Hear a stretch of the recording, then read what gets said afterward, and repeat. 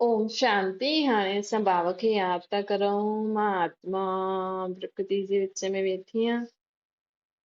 निराकार रूप में बाबा खे यादि करो। मन में कोई भी ॻाल्हि हुजेव बाबा खे ॿुधाए छॾियो।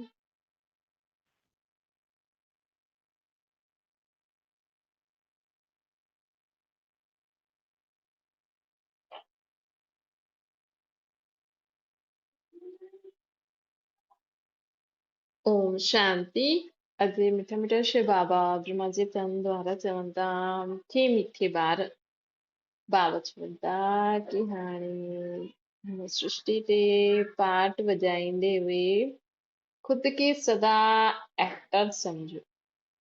मां आत्मा एक्टर आहियां। मां आत्मा एक्टर आहियां। इहो मुंहिंजो शरीर मुंहिंजा वस्त्र आहिनि। भई एक्टर कीअं कॾहिं लॻंदो जॾहिं उहो ओड़ा वस्त्र पाए। अगरि साधारण रीति रहंदो त हुनखे चईंदासीं भई इहे घर जो हिकु फैमिली मेंबर आहे। लेकिन जॾहिं उहो ओड़ा कपिड़ा पाईंदो आहे, एक्टिंग कंदो आहे, तॾहिं त हुनखे लॻंदो न भई इहे एक्टर आहे। सभिनि खे लॻंदो। असांखे बि सदा इहो सोचणो खपे कि मां आत्मा एक्टर आहियां। ये शरीर रूपी वस्त्र मूंखे मिलियो आहे। ये पाए करे मां पार्ट थी वॼायां। हिन शरीर सां मां आत्मा कॾहिं मां जो पार्ट थी वॼायां, कॾहिं भाउ जो, कॾहिं पीउ जो, कॾहिं पत्नी जो, कॾहिं पति जो, कॾहिं टीचर जो, कॾहिं डॉक्टर जो। जेको बि तव्हां सॼो ॾींहुं पार्ट वॼायो था, ये केर थी वॼाए? आत्मा थी वॼाए। सॼो ॾींहुं तव्हां छा ठहो था? कॾहिं माउ था ठहो, कॾहिं पीउ था ठहो, कॾहिं फलानो फलानो था ठहो। मतिलबु तव्हां सॼे ॾींहं में ॾिसो कि तव्हां छा था ठहो।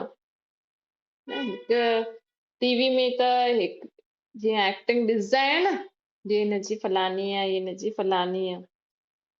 उहो ई बाबा चवनि था कि मां तव्हां हिन सृष्टि ते तव्हां आत्मा आहियो, एक्टर आहियो। खुद खे सदा एक्टर समझी करे हर पार्ट वॼायो। रोज रात जो ॾिसो भई मां अॼु सॼो ॾींहुं सुठो पार्ट वॼायो, मां अॼु सॼो ॾींहुं सुठी रीति पार्ट वॼायो। रोज रात जो खुद जो ई बाबा चवनि था खुद जो पार्ट ई ॾिसो। खुद जो पार्ट ई ॾिसो भई मां सॼो ॾींहुं अॼु कीअं पार्ट वॼायो। मां माउ ठही करे, पीउ, भाउ, ज़ाल, पति, जो बि तव्हां सॼो ॾींहुं पार्ट वॼायो, तव्हां सुठी रीति पार्ट वॼायो। भई अॼु माण्हू टीवी सीरियल था ॾिसनि, तव्हां खुद जो ई सीरियल ॾिसो। तव्हां आत्मा हिकु एक्टर आहियो ऐं तव्हां सॼो ॾींहुं जो पार्ट वॼायो उहो ॾिसो। पोइ ॾिसो तव्हांजे हिन पार्ट में कहिड़ो सुठो सीन हुयो, कहिड़ो ख़राबु सीन हुयो, कहिड़ो नापसंद वारो हुयो, कहिड़ो पसंदि वारो हुयो। हिन रीति अगरि असां सॼो ॾींहुं कंदासीं न, भई असां आत्मा आहियूं परमधाम जी रहण वारियूं। पिता जी त आहियूं न, असां त मथां जा रहण वारा आहियूं। मथां जा रहण वारी आत्मा हिन सृष्टि ते आई आहे पार्ट वॼाइण। हिन सृष्टि ते आई आहे न पार्ट वॼाइण। इहे त असां भई कोई एक्टर काथे पार्ट वॼाइण वेंदो, काथे प्रोग्राम ते, उते उनखे बसि उहो पार्ट वॼाए करे वापसि अचिणो। अगरि उहो चए न मां इहे ई कपिड़ा पाए करे, इहे ई मुंहिंजा माउ पीउ आहिनि, इहे मुंहिंजा संबंधी आहिनि, त सभु चईंदा न असां त सिर्फ़ु मूवी पिया ठाहियूं, नाटक पिया ठाहियूं, असां त अञा माउ पीउ भाउ भेण थोरी आहियूं। त उहो ई असां आया आहियूं परमधाम कसम जो पीउ परमात्मा हिन सृष्टि ते आया आहियूं पाठ वॼाइण। असां पंहिंजे में ई फसियल आहियूं। पाण ई चऊं था हिन सृष्टि ते असां हिक ॿिए में ई फसी आहियूं। इहे मुंहिंजो माउ पीउ भाउ भेण, ऐं जेको असांजो असली संबंधी आहे परम पिता परमात्मा, उनखे त भुलिजी विया आहिनि माण्हू। उहो त जीअं आहे न आहे, बसि नाम जे लाइ माण्हू यादि था करनि था जॾहिं कमु आहे बसि। बाक़ी भॻवान खे कोई यादि ई नथो करे, कोई पुछे ई नथो। त परमात्मा चवनि था कि हाणे खुद खे आत्मा समझी करे मूंखे निराकार रूप में यादि करो। पंहिंजे घर खे यादि करो, पंहिंजे ये पंहिंजे पाठ खे यादि करो कि असां परम धाम खां हिन सृष्टि ते स्वर्ग में आयासीं। हाणे पाठ वॼाईंदे वॼाईंदे असां नर्क में अची पहुचिया आहियूं। ये सभु जेका बि दैहिक संबंधी वग़ैरह आहिनि इहे असां सां गॾु सिर्फ़ु पाठ था वॼाइनि। असली संबंधी त असांजो परमात्मा आहे, सर्व संबंधी। असांखे त हिते हिननि सां सिर्फ़ु खेल खेॾणो आहे कि जॾहिं असां घड़ी घड़ी अभ्यास कंदासीं न मन में त असां नष्टो मोह थींदा वेंदासीं। नष्टो मोह ठाहिण जी इहा सहज विधि अथव।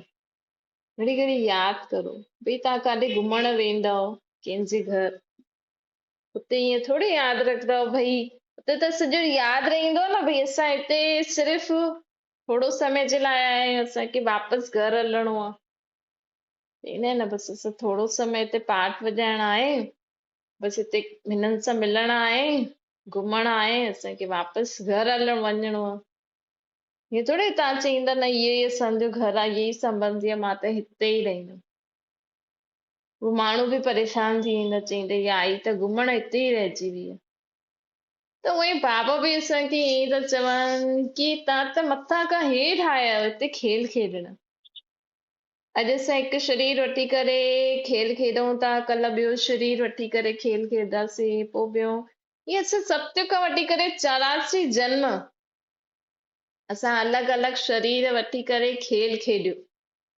पूरा 5000 साल थिया आहिनि असांखे हिन सृष्टि ते अलॻि अलॻि शरीर रूपी कपिड़ो वठी करे असां अलॻि अलॻि खेल खेॾियो।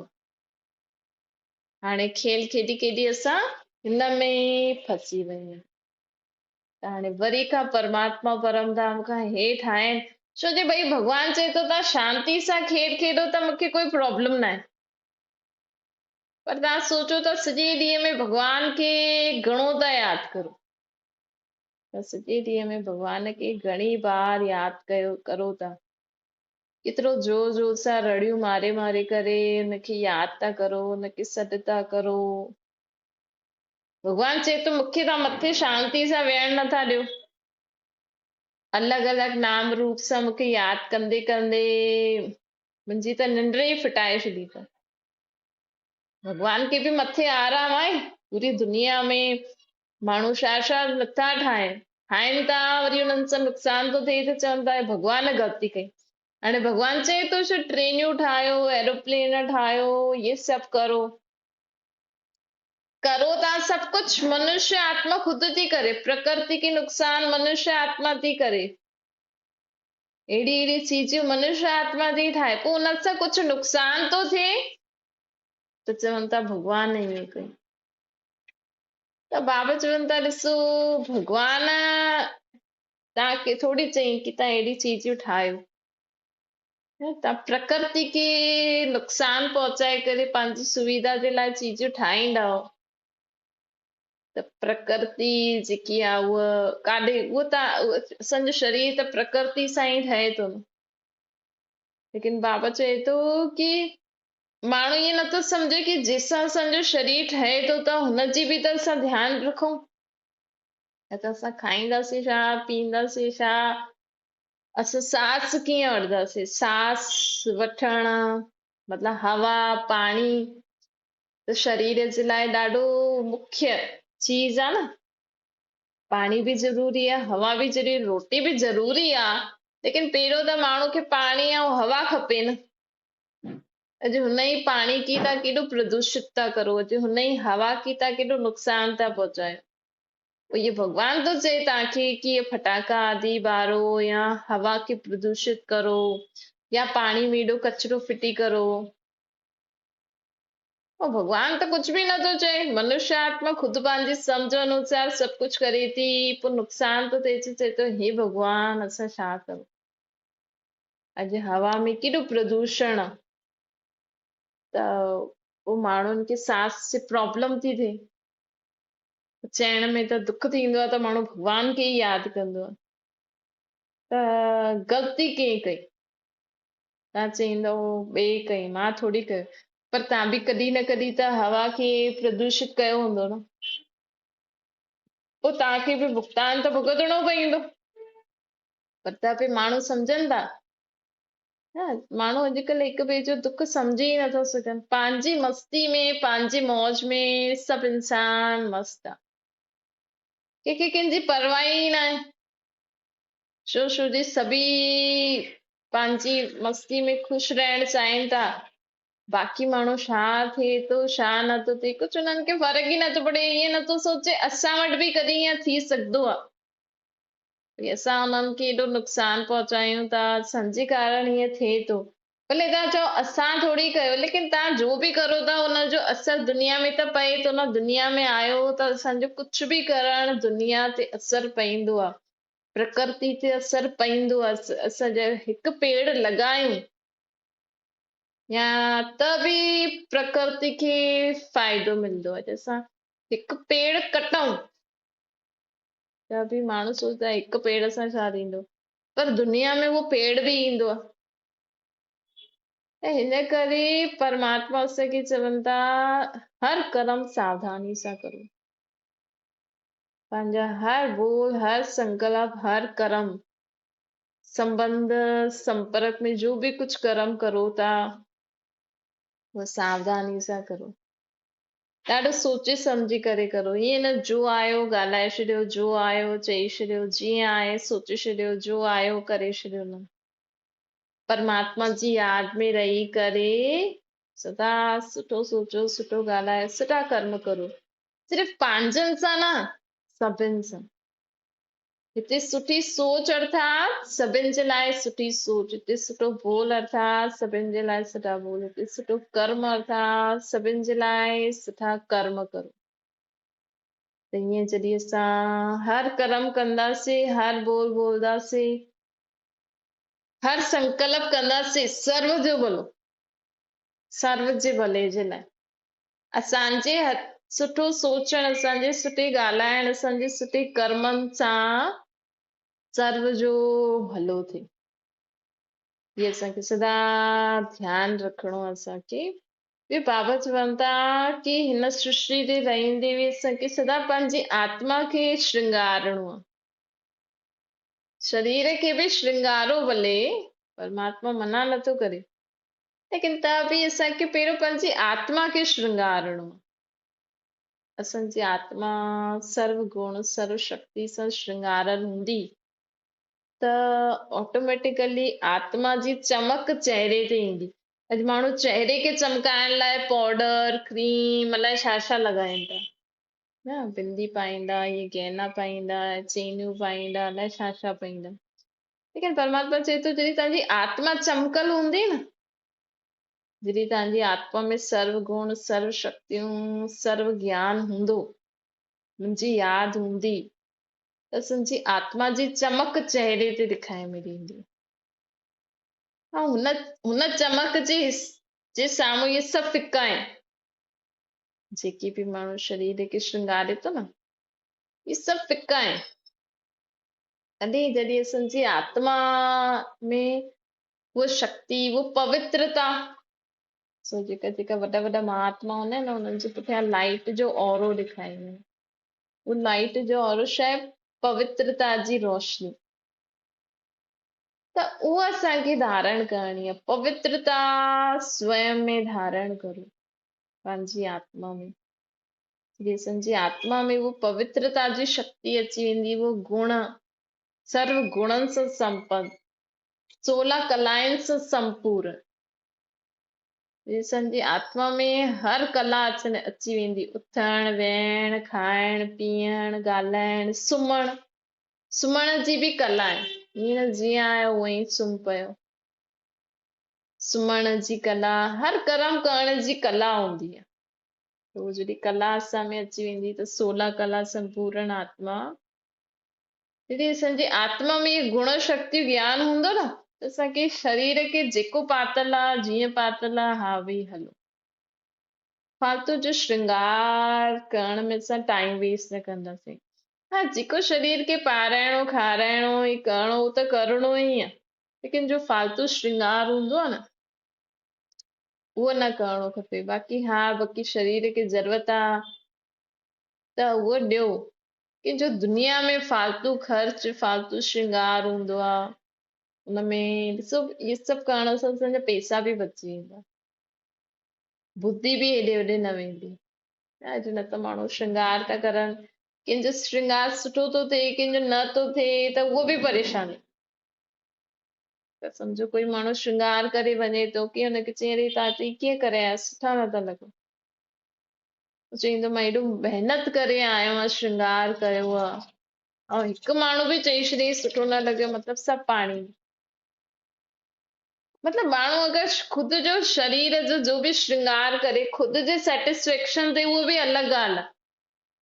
चलो तव्हां खुद खे त सुठा लॻो था, लेकिन माण्हू चईंदो आहे कि खुद जो श्रृंगार कयो अथई शरीर जो, ऐं कंहिं बि हुनखे चई छॾी तव्हां सुठा नथा लॻो त सभु पाणी में। त तव्हां ॿियनि जे लाइ श्रृंगार छो था करो, या त खुद जे लाइ करो। हाणे माण्हू त अनेक प्रकार जा वैरायटी टाइप ऑफ माण्हू आहिनि, कोई छा चईंदो, कोई छा चईंदो, कोई छा चईंदो। त बाबा चवनि था कि हाणे देही अभिमानी ठहो, खुद खे आत्मा समझी करे मूंखे निराकार रूप में यादि करो, ऐं पंहिंजी आत्मा, इहो ई समय संगम युग आहे जॾहिं असां पंहिंजी आत्मा खे श्रृंगारे सघंदा आहियूं। हिन संगम युग ते असां पंहिंजी आत्मा खे सर्व गुण, सर्व शक्ति, सर्व ज्ञान सां श्रृंगारे सघंदा आहियूं। बाक़ी समय असां हुनखे श्रृंगारे न सघंदा आहियूं। छो जी हिन समय आत्मा जो बि परमात्मा हिन सृष्टि ते ईंदो आहे हुनखे श्रृंगारण लाइ, ऐं परमात्मा ही आत्माउनि खे श्रृंगारे सघंदो। ॿियो कोई बि देहधारी, चाहे तव्हांजो गुरु संत सन्यासी जो बि आहे, उहो तव्हांखे श्रृंगारे न सघंदो। उहो खुद जी आत्मा में शक्ति भरे सघंदो आहे तव्हांखे। खुद भले ई भॻवान ब्रह्म मां तत्व भॻवान खे यादि कंदो रहे, पंहिंजे में शक्ति भरंदो रहे, पोइ उहो तव्हांखे ॾींदो। लेकिन उनखे बि भॻवान, भक्ति मार्ग में भॻवान कॾहिं आत्माउनि खे श्रृंगारंदो न आहे। हा, उहो कॾहिं कॾहिं कंहिं में आत्मा में शक्ति अची वेंदी आहे ईअं उअं, लेकिन हिन समय परमात्मा प्रैक्टिकल हिन सृष्टि ते अची करे असां आत्माउनि खे श्रृंगारंदो। त बाबा चवनि था परमात्मा कीअं श्रृंगारंदो आत्माउनि खे, ज्ञान गुण शक्तियुनि सां। हे जो माण्हू चवनि था मुंहिंजो निर्गुण वारे में कोई गुण न आहे, मूं में कोई शक्ति न आहे, कोई कला न आहे, मां हिकदमि शक्तिहीन, गुण अवगुणनि सां भरियल आहियां, नीच पापी आहियां। त परमात्मा चए थो कि हाणे जीअं जीअं तव्हां मूंखे यादि कंदव न त तव्हांखे मां सर्व अवगुणनि सां मुक्त करे, सर्व विकार बुराइनि कमज़ोरियुनि सां मुक्त करे ताकि सर्व गुण संपन्न, 16 कला संपूर्ण, संपूर्ण निर्विकारी, डबल अहिंसक, मर्यादा पुरुषोत्तम ठाहे छॾंदो। परमात्मा खे जॾहिं असां यादि कंदा आहियूं त असांजी आत्मा कीअं ठही वेंदी आहे, सर्व गुणनि सां संपन्न, 16 कलाउनि सां संपन्न, संपूर्ण निर्विकारी, डबल अहिंसक, मर्यादा पुरुषोत्तम ठही वेंदी। सिर्फ़ असांखे परमात्मा खुद खे आत्मा समझी करे परमात्मा खे निराकार रूप में यादि करणो, छो जी परमात्मा में सर्व गुण, सर्व कलायूं, सर्व शक्तियूं, सर्व ज्ञान हुनमें आहे ई। सिर्फ़ असांखे खुद खे आत्मा समझी करे हुन सां कनेक्ट थियणो, त उहो गुण, कलायूं, मर्यादायूं, शक्तियूं सभु असां में अची वेंदो, ऐं असां सर्व गुणनि सां संपन्न थी वेंदासीं, 16 कलाउनि सां संपन्न थी वेंदासीं, संपूर्ण निर्विकारी थी वेंदासीं, मर्यादा पुरुषोत्तम थी वेंदासीं, डबल अहिंसक थी वेंदासीं। अच्छा, मीठी मीठी सिखियल जे ॿारनि प्रति माता पिता बाप दादा जो यादि प्यार ऐं गुड मॉर्निंग। रूहानी बाप जी तो सभिनि रूहानी ॿारनि खे नमस्ते। असांजी बि रूहानी माता पिता बाप दादा खे यादि प्यार गुड मॉर्निंग और नमस्ते वरदान आहे। बाप खे बाप जी डायरेक्शन प्रमाण श्रेष्ठ स्थिति में स्थित करणु, बाप जे डायरेक्शन प्रमाण श्रेष्ठ स्थिति में स्थित करण वारा मास्टर्स सर्व शक्तिवान ठहो। बाबा चवनि था बुद्धि खे डायरेक्शन प्रमाण श्रेष्ठ स्थिति में स्थित थियण खे, बुद्धि खे श्रेष्ठ स्थिति में स्थित करण वारा मास्टर सर्व शक्तिवान ठहो। असांखे पंहिंजी बुद्धि खे श्रेष्ठ स्थिति में स्थित करणो आहे। भई हाणे हाणे असां कुझु कम था करूं, हाणे हाणे परमात्मा चए बस अशरीरी भव, खुद की आत्मा समझी मूंखे याद करो बस। कुछ भी ॾिसदे हुए न ॾिसो, ॿुधदे हुए न ॿुधो, बस शांति समात्मा परमात्मा निराकार बस परम धाम में पंहिंजी बुद्धि खे टिकाए छॾो। हाणे हाणे परमात्मा चए चलो इन्हनि खे ज्ञान ॾियो, हाणे हाणे चए चलो शरीर खे भोजन था करायूं, चलो हाणे हाणे ये कम था करूं। त ये पंहिंजी न बुद्धि के डायरेक्शन प्रमाण हुन स्थिति में स्थित करण, परमात्मा जी श्रेष्ठ मत ते हली करे, अर्थात खुद खे असां सेकंड में देही अभिमानी स्थिति में स्थित थी वञूं। हुन जे लाइ असां में सर्व शक्ति हुजणी खपनि, असां में कंट्रोलिंग और रूलिंग पावर हुजणी खपे। असां खुद खे कंट्रोल करे सघूं, मन बुद्धि खे उन्हनि ते रूल करे सघूं कि न हाणे ये ई कमु करणो।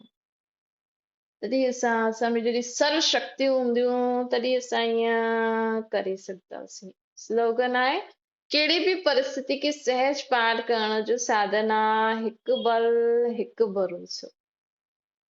परमात्मा ते जॾहिं असां पूरो भरोसो रखंदासीं, हुन सां साथ उनखे पाण सां गॾु रखंदासीं, तॾहिं असां कहिड़ी बि परिस्थिति खे सहज ई पार करे सघंदा आहियूं। अच्छा, ओम शांति। बाबा खे यादि करो।